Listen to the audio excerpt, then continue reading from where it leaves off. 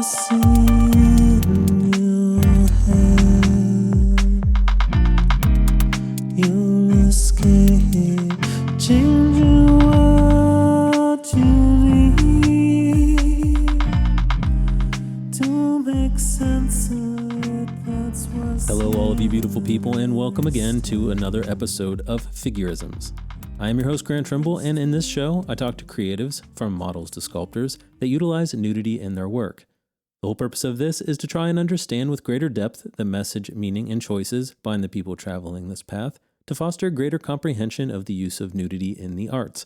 I myself fall into this category, but why people do this can, of course, be wide-ranging.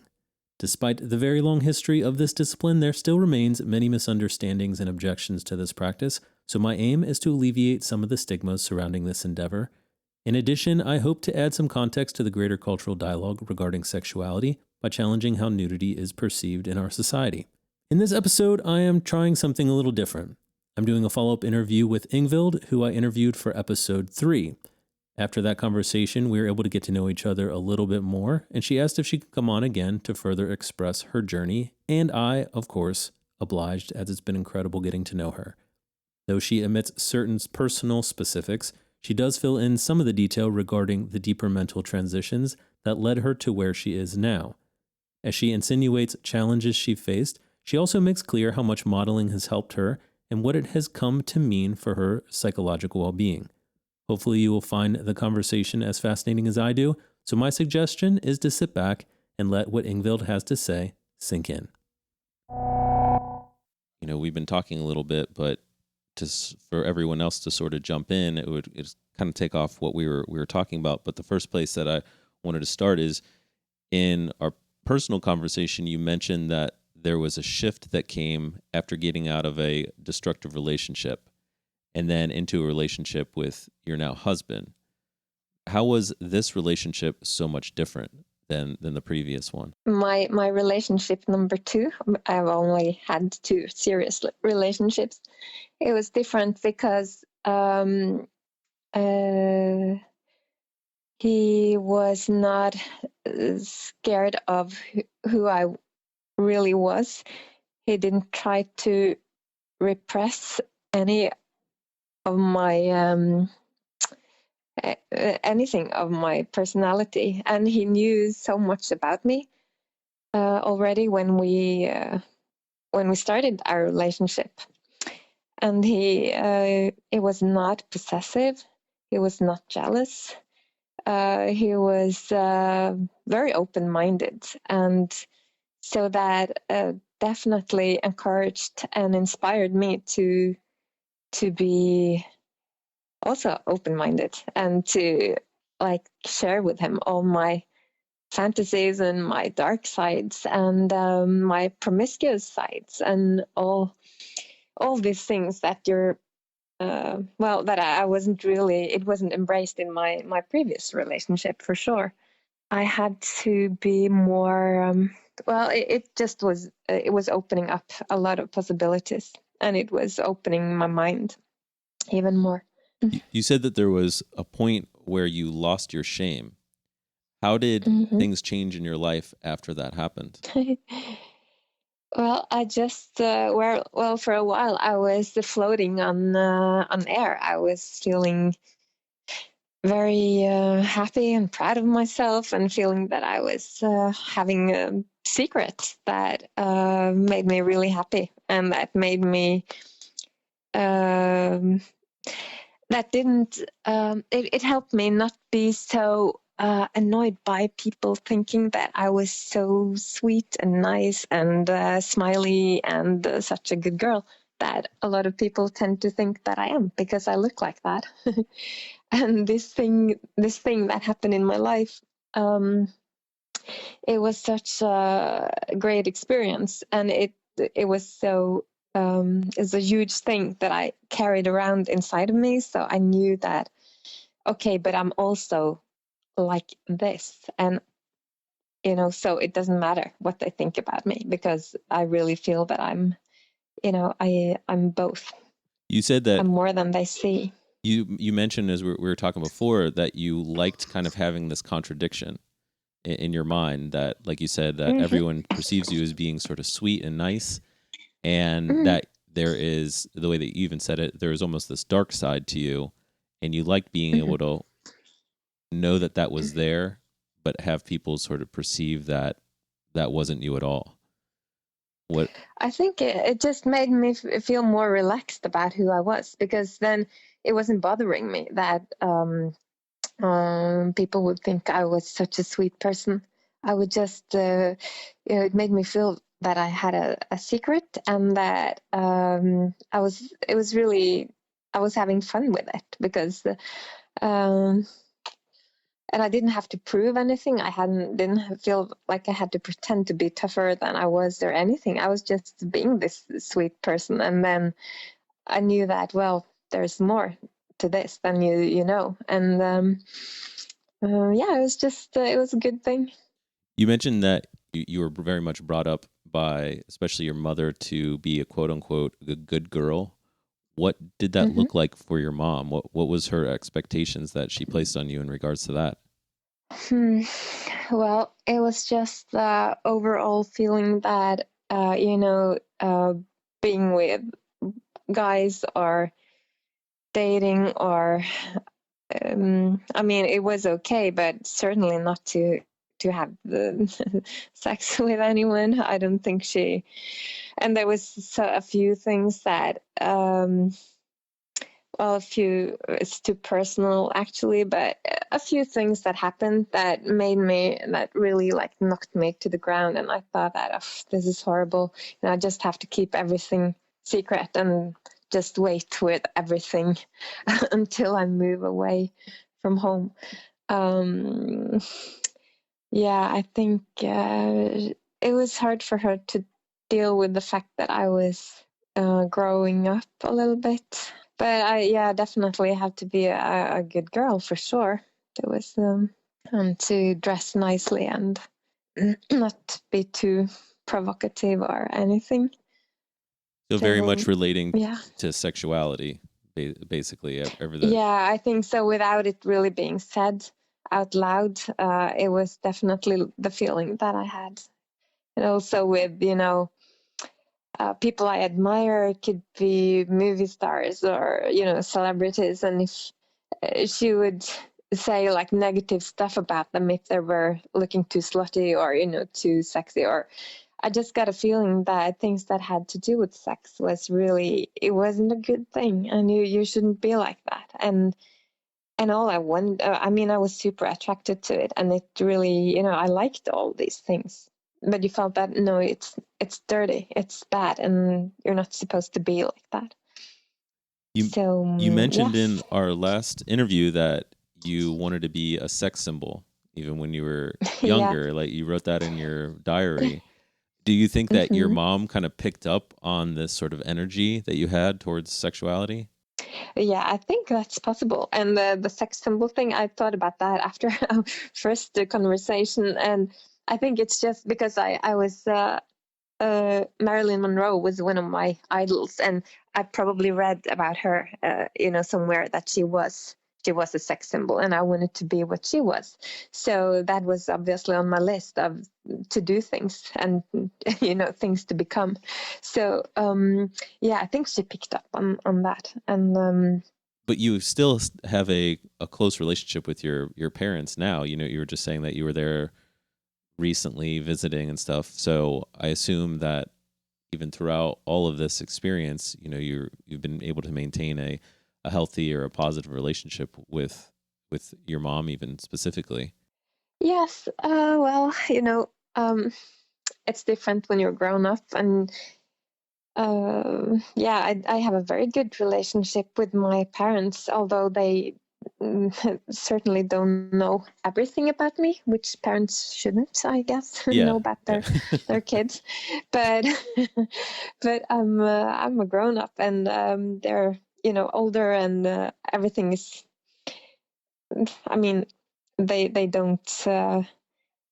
They don't have any, they don't express anything else than being super proud of me and my brothers about everything we were doing, and super supportive and everything. So I mean, it's a long time since we were teenagers and kids, and things were difficult at home. So yeah, but we maintained a very good relationship.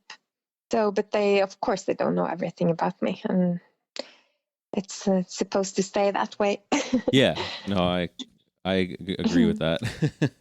But Mm-hmm. then through all of this, there very much is a sense that you're kind of trying to find your way with this feeling of oppression, that you received, whether it was from your mom or maybe other family members or society in general, Mm-hmm. that there was kind of a rebellion towards all of this, that Mm-hmm. you allowed yourself to sort of take part in. What was that feeling that sort of kept driving you? Do you sense something that was underlying, or an underlying thought or something? Like you said, you always kind of had this appeal towards being a sex symbol, or, whether it was Marilyn Monroe or maybe other movies, but was there something that you were trying to explore, or do you know why you were drawn to that? Mm-hmm. I just I just remember certain things from when I was growing up, that I think I was a very sexual person always, and I remember incidents from when I was 13 and 14 and 12 and very young, when older men would come up to me, and I guess it wasn't really wasn't good things, but for me it was very, I liked it, that I would be in a dark alley, and this grown up big man, I'm sure it was probably not more than 25, but I thought it was 50, of course. And he would like push me up to a wall and, holding me tight, and he took my face and he said that you're so beautiful. And I was just fantasizing about that. And this man, raping me or whatever. So it was always, I liked these things. I mean, it wasn't a lot of incidents like that, but I really liked to, flirt with older men. And if I was on vacation with my family or whatever, I would, be really sneaky about it, and I would, flirt with men if they couldn't see it. And I was really drawn towards, being objectified somehow. Or I really liked that feeling. It was, it was sort of a drive, I guess. And so Well, I think I always had it in me. did you feel that there was a power in it? Yes. Not when I was that young, but later, for sure. But certainly a power, yeah. Around this time, 14, 15, when you realize that, okay, all these men are looking at me, what do I have to offer? And then you start realizing that, it's enough that you're a girl, and you start getting, shapes and everything, and yeah, of course, it's some kind of power in it. It's surprising, it was a surprise. It was like, hey, they're looking at me, and what's happening? So yeah, I was super curious and interested in all that, and nothing bad had happened to me so far. So, it was all just very like happy curiosity. I wasn't really feeling ashamed at that time. I was just very I guess impatient to be having, finding someone to have sex with, and to try all kinds of things. But then things became super difficult, like we talked about last time. From I was like 16, and a few, yeah, many years after that. So it was a lot of years there With where the I didn't modeling. feel very. Sorry. I'm sorry, you were saying that when you were 16 with the interest in modeling Yeah, and stuff. but that wasn't really a big thing. It was more, I think it was a lot of things that were difficult for me to deal with, and that led me to, having these problems with eating, and to be, I was just very troubled. and things were difficult at home, and many things were difficult. So, and then I wasn't really, I was more outgoing when I was in my early teens than in the later. And then when I came out from that again, I was 22. Yeah, we talked about this a little bit in our private conversation. Yeah. You know. Yeah. So from then on, things opened up, and I could start exploring and do things. You said that when you were younger, you didn't really have that sense of shame around anything. No. When did that sense of shame? When did you feel it the strongest? Hmm.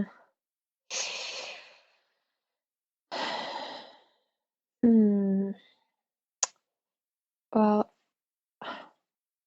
I think maybe there's things that happen that it's too hard to talk about, really. No, then But there was don't go a there. few incidents. Yeah, I don't want There you was. to. Yeah, I don't want you to. Yeah, don't say anything that you don't want to.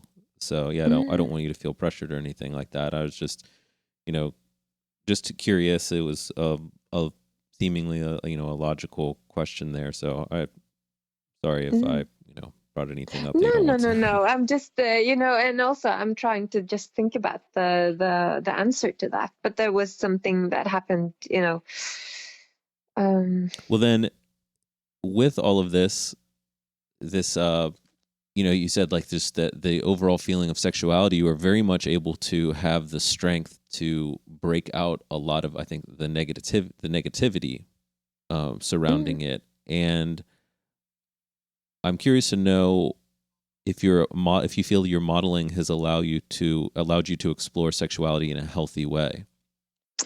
I will answer definitely yes, 100%.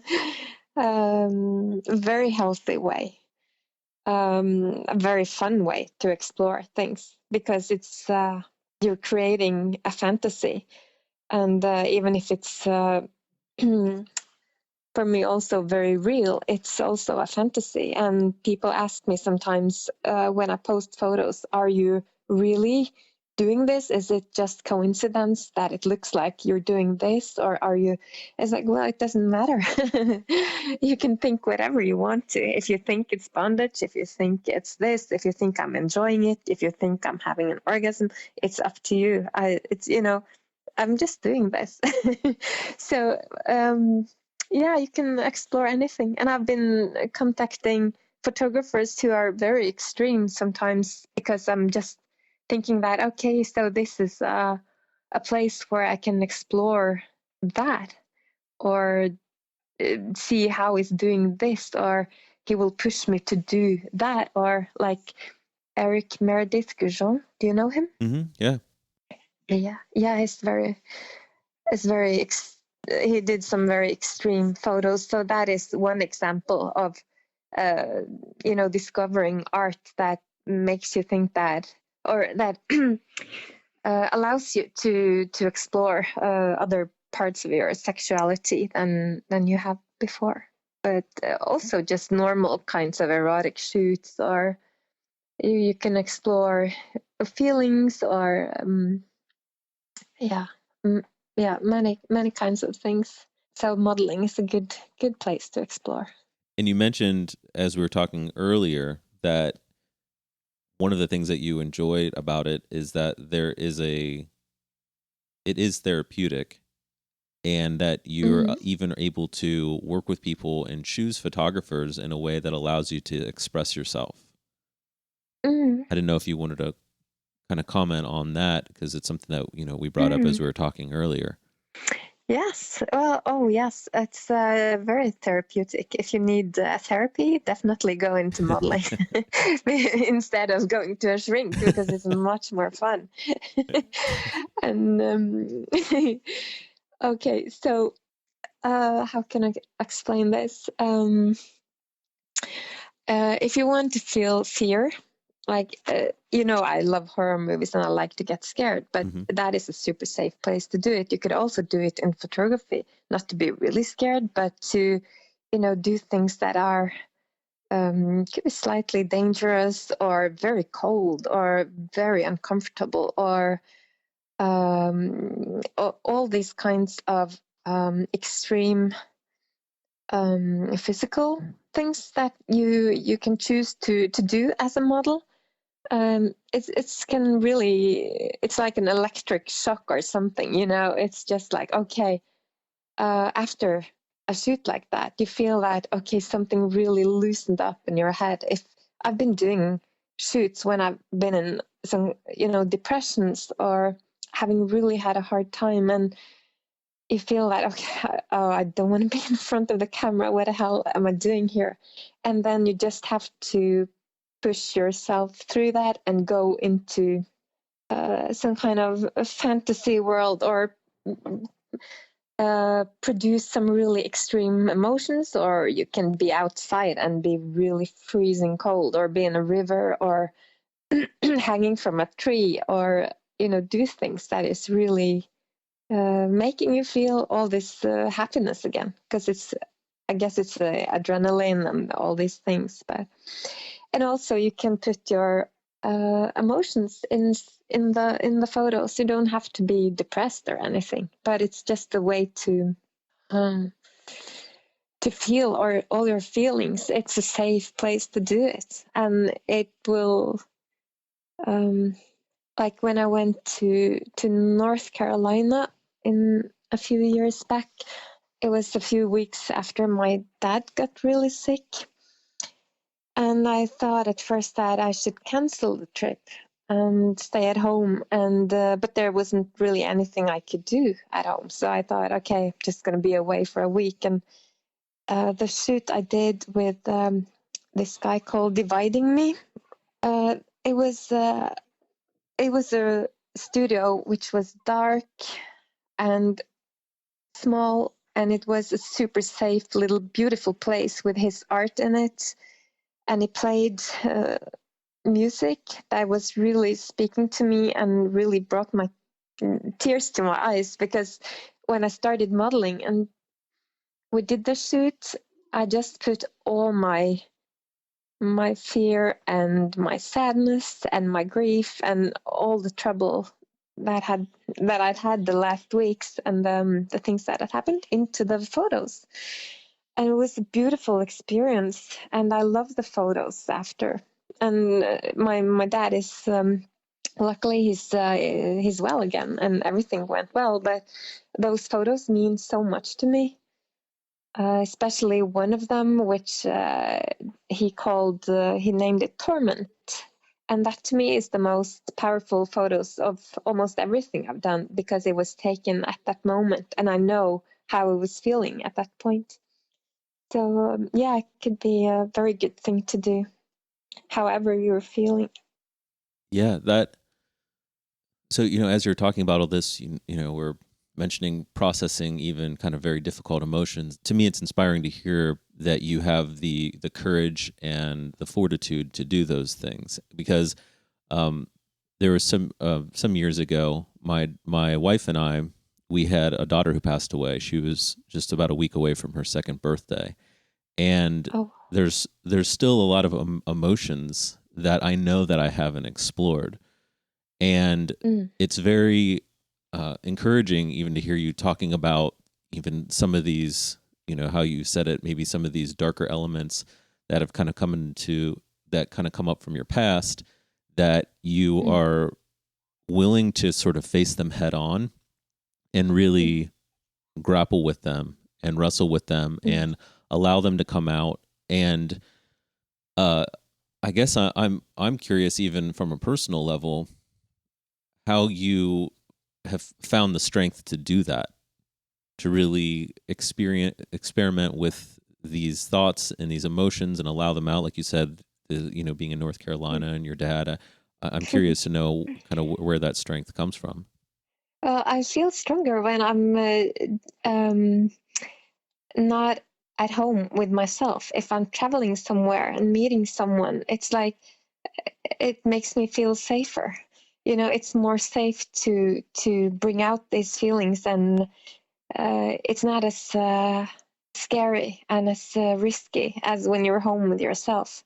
You know, then you're also traveling somewhere. It's an adventure. You're meeting someone that you've been looking forward to meet. It's all exciting. And then you can allow yourself to, okay, now I can bring out these things. It's just a good place to do it, because it's not like I'm sitting at home and thinking about all my my things, you know.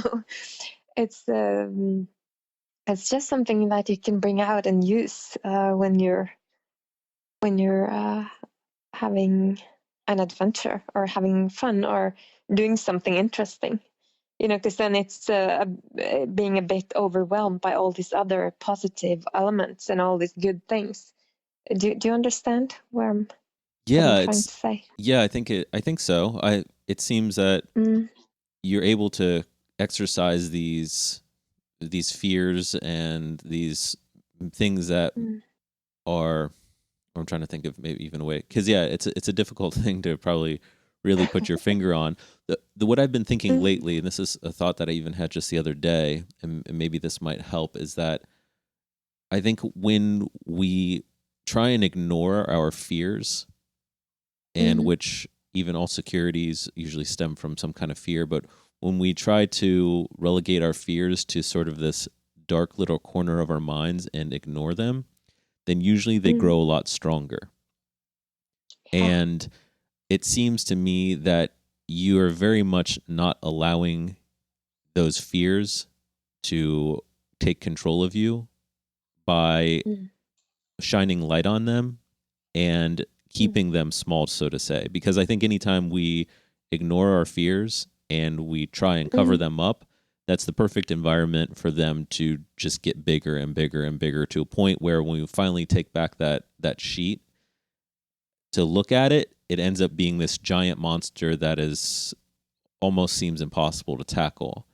And mm, throughout a lot of your life, you seem to have been willing to address these things that you have had the sense that most people have been telling you don't go there, and you've been willing mm, to sort of go there and explore them in ways that are seemingly healthy, and allow you to kind of control them so they almost don't get out of hand. And mm, I don't know if that's accurate at all, but listening to mm, you, that's in a way how I guess I think about it, and I don't know if that mm. helps you at all or if that makes sense. Yes, yes, for sure. And I think I always, you know, everyone is troubled somehow, and all my friends are troubled people, and so somehow that's people who have problems or haven't had like this super easy life are often more interesting. And I think that I've been thinking many times throughout my life that, okay, I should start seeing a shrink, or I need to talk to someone because there's so much stuff inside of me and it's fucking up my life. But then after a while, or especially then when I got into my relationship that I'm in now, I realized that, well, but everyone's fucked up, and maybe I can just use this fucked upness to do something instead of diving into my own mind and spending a lot of time talking about it and exploring it. Maybe I could create something or have an interesting life because of all my things, you know, Yeah. that sometimes makes me happy and makes problems for me, but it also give me a pretty interesting life sometimes. Do you enjoy tackling those difficulties now? If I enjoy the difficulties, Well, do you enjoy um, addressing them now? Because addressing them. yeah, like I said, tackling them, but yeah, sorry if that Oh didn't. yeah, Yeah. yeah. Addressing, tackling. If I enjoy it, yes, a little bit more now because I have so many ways to do it. I mean, with art that I'm lucky enough to be able to do, like to draw and paint and model and to even create the little things, and to all, and also to in my personal life and what I'm doing and the modeling. So yes, I guess I do enjoy it. I mean, I prefer it a lot to spending time taking pills or going to a shrink or Yeah. and now I don't Yeah. feel so fucked up anymore. I mean, of course, sometimes I do, and I know I have, there's things that could have made my life easier if I was better at certain things. But no, at the moment, I think I've been able to find all these things to do that keep me quite happy and in balance a lot more than I used to be. Like I talked about last time, that it helps against depression, and that I was struggling a bit with before. I mean, to create is definitely, if you're able to create when you're having a hard time, it's a very good way to deal with it, and can create something instead. Well, I was going to say, you probably feel you have an element of control over it all that you obviously didn't, 10, 15 years ago. I would assume after over all these years of really facing these things and challenging yourself in these ways, you've probably proven that you are able to use them in a way that is productive, and you have control over them rather than having control over you, or as much control maybe. Yes. Yeah, I think that's right. So I guess one of the things, I don't know if I asked you this outright, but why then has nude art, why do you find it to be important? For me, or for Well, maybe other actually people? that would be a good place to uh, even take this. Is, do you ever think about your modeling and your nude work in the context of a long lineage of, or a long history of what's kind of come before you? Do you ever think of it in that context? Not really. No, I don't. It's it's just a very it's a personal thing. I do it for me, and I don't think about how much I can, if I'm part of history or anything. I mean, I'm of course aware of all that, and I think um, to be a part of that, and after I'm dead, maybe there'll be some classics or some cool photos that could, some people could come across, and in 100 years, I could be a part of history somehow. But at the moment, I don't really see it that way, or I don't really think about it. Do you feel you've arrived at all at where you want to be in regards to your work, your nude work?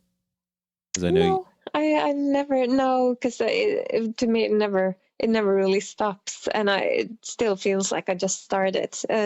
It's all just exploring, and even if I don't do it as much as I used to, there will be times when I come across things and I feel this extremely extreme need to go and do these kinds of photos. It's just very like instant.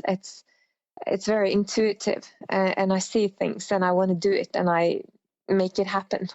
So it's just something to spice up, and to spice up my life, and to give me the kicks that I need, and that's my overall drive.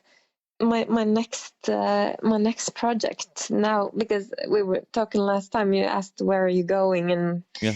and I said, well, I have to refocus a bit because I don't really know. But at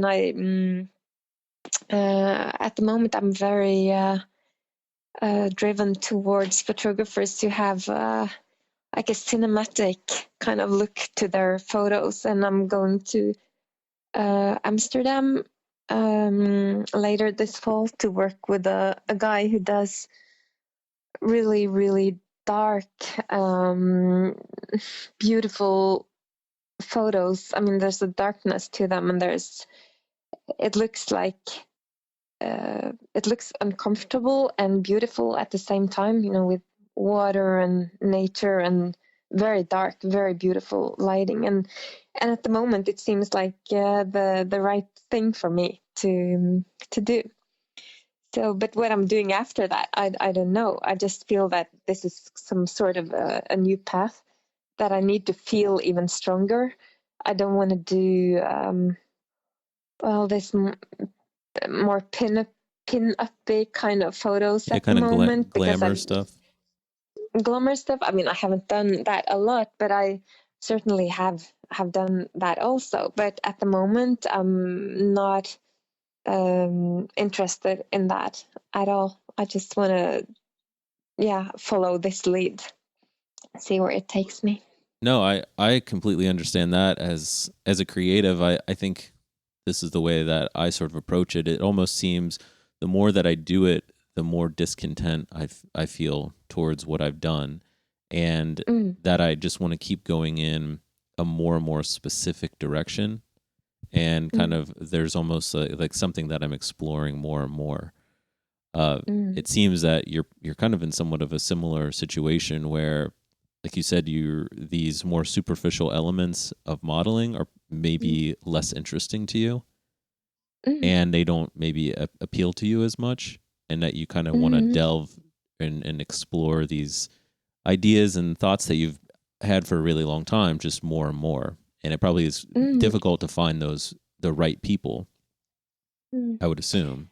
Yes, but when you find them, it's enough. I mean, you don't need a lot of people, and I don't have a need to do a lot of shoots, as long as the shoots that I do are really meaningful to me, and that I feel that I really want to do them. Because when I was doing this in the beginning, I just wanted to, I was much more greedy. I just wanted to try as much as possible to see, oh, can I do this? Can I do this? How it will be to do this? And to shoot with as many as possible, just because you could, and because I was super curious about everything. So, but now I'm much more calm about it, and I've tried so much, so it's easy to eliminate certain things and certain kinds of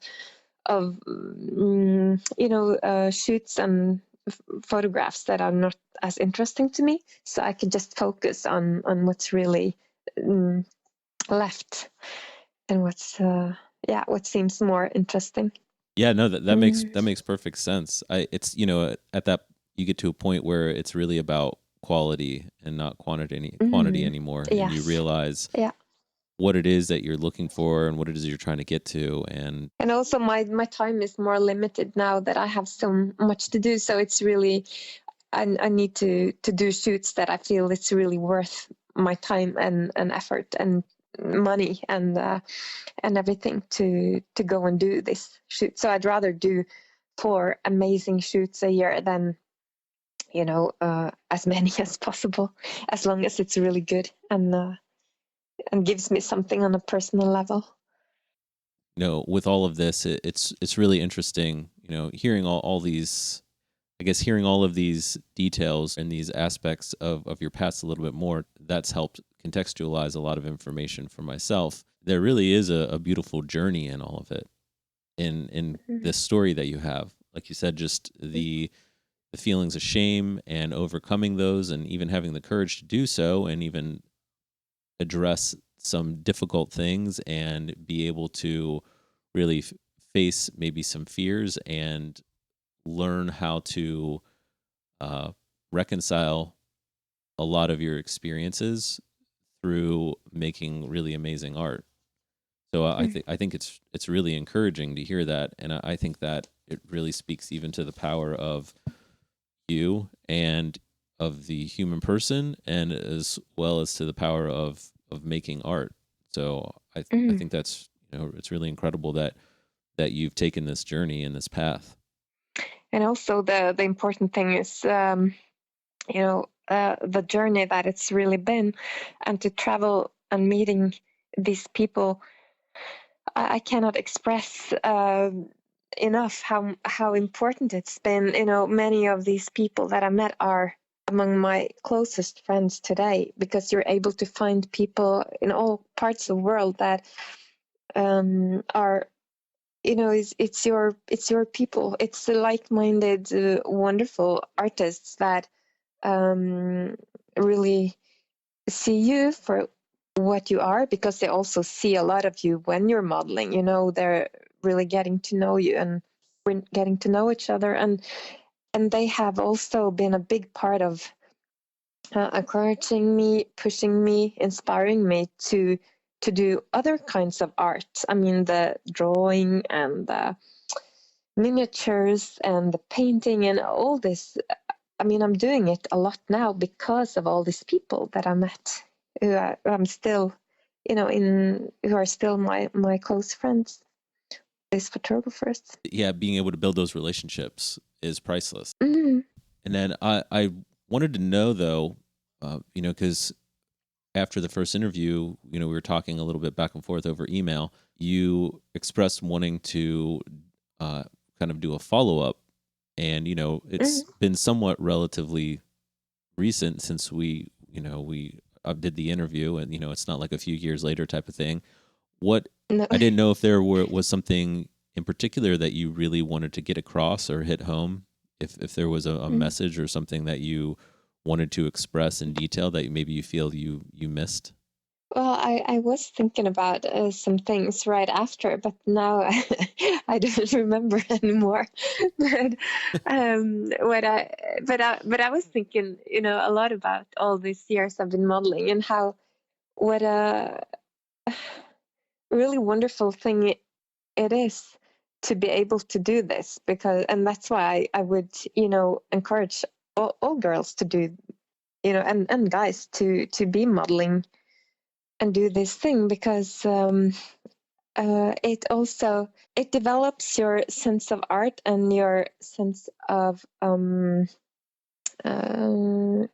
the kind of aesthetics that you like, because you're looking at so many photos. You start to recognize and learn what is speaking to you. What is it that you want to do? Why is this good? Why is this not good? Why is this art to you?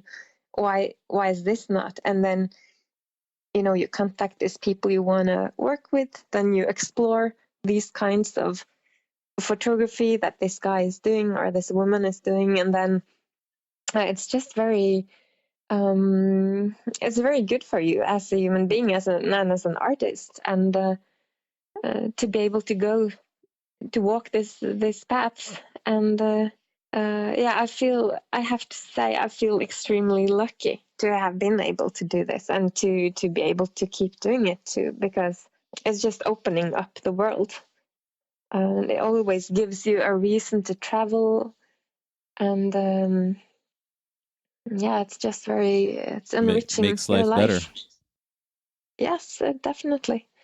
My life would have been extremely different if it wasn't for this. I don't know where I would be, because I was restless and a little bit claustrophobic sometimes, because the world was so small and I felt I didn't get to use all my talents or abilities, or that, staying here in Oslo and everything. I mean, if you were thinking about what you could do, it would be, where could I go on vacation? And I never really liked vacations, because I like doing things. I like creating things. And then I found this thing that, made total sense. So, yes. Well, I think I kind of mentioned this before. I think it says a lot, though, about you, where you actually had the boldness to pursue it. So, I think with all of this and talking with you and getting to know you just a little bit that I have, it very much comes across your tenacity and your passion, and like I said, the fact that you were bold enough to actually go after these things, because you could very easily build a story around it, where you even expressed, when we first talked about, you grew up in kind of a small town, and to follow your path and connect the dots that led you to this point is pretty crazy. It's in a great way. Like, it's really interesting. Like, I don't know how anyone would be able to foresee the life that you have led. No. That it doesn't seem like you in any way could have planned this to happen, but that it very much sort of serendipitously fell into place. And I think a lot of that is because you've sort of refused to just accept things at face value and sort of accept a simple life or the life that was shown to you. So I think that says a lot about you. Yeah. Well, definitely. Didn't want to just accept. I think if, when I was in school and I think I would be if anyone would guess what would happen to me later in life, I would be the least person they would never guess that I would be the one doing this. That's for sure. I would be the last one. What do you think that most people's impression of you were? If they were to sort of predict your future, what do you think they would say? I was not one of the cool kids, so I don't know. They maybe everyone thought I was very nice and sweet, and I think still that's what, surprisingly enough, most people think about me to this day, that I am. So I don't think much has changed that, probably. But I mean, so I think it's a bit surprising to many people when they get to know more about what I'm doing at the moment and I have been doing for the last 10 years. So I think, I don't think much has changed there. But when I tell people today that I used to be, more of a shy person, it's very hard for them to understand, because of course I'm very different now than I used to be. But at the same time, I was always very creative, so I don't think it would be too much of a shock to people that I'm at the place where I am right now. Do you lose relationships now when people find out what it is you do? No, I don't.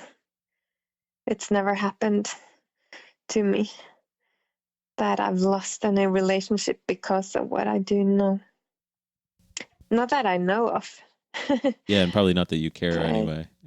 Right? No, because I don't have like a bunch of close friends. I have, good friends, the few that I have, and they would, no, they don't think anything bad about what I'm doing, whatever I do, and they're just proud of me. So no, I haven't lost anyone. That's great. Awesome to have that support. Sure, yeah. Yeah. I guess you want people to accept you for who you are. I think that's the thing is I very much have seen in my life that most people don't know this part of me, and that can be very alienating. So I think it's awesome for sure. Yeah, and I'm sure you know what that feels like, because you've been doing this a while, and I just think it's really incredible, and I think that you're an amazing example of I keep saying just even the strength to kind of push through and really explore these things. I find a lot of encouragement from your work, and you can tell that there's a passion there. So I think it's really interesting. Yeah. Thank you. So yeah, Thank thank you for speaking to me again, and and opening up. And I really appreciate everything that you've offered, and all of your thoughts and ideas, and it's been really positive in my experience. Oh, well, thank you so much. It's been really great to be part of this. Thank you to everyone that has listened, as well as to my guest, Ingvild. If you enjoyed this episode and others, I would love to hear your feedback, as well as any suggestions you might have. You can contact me at grant@gtrimble.com, grant@gtrimble.com, or visit my website or show notes at gtrimble.com. And then you can click the podcast link. Don't forget to follow Ingvild on Instagram at ine_model. That's INE_MODEL. There's also her other Instagram. It's INGVILDEIRING. There's another link to her drawings on her Instagram as well. And there is her website, ine-e.squarespace.com. So ine-e.squarespace.com. My IG is gtrimble_photo. If you enjoyed this podcast, please tell your loved ones and show your support by clicking the subscribe button and leave a review. And don't forget to spread the word.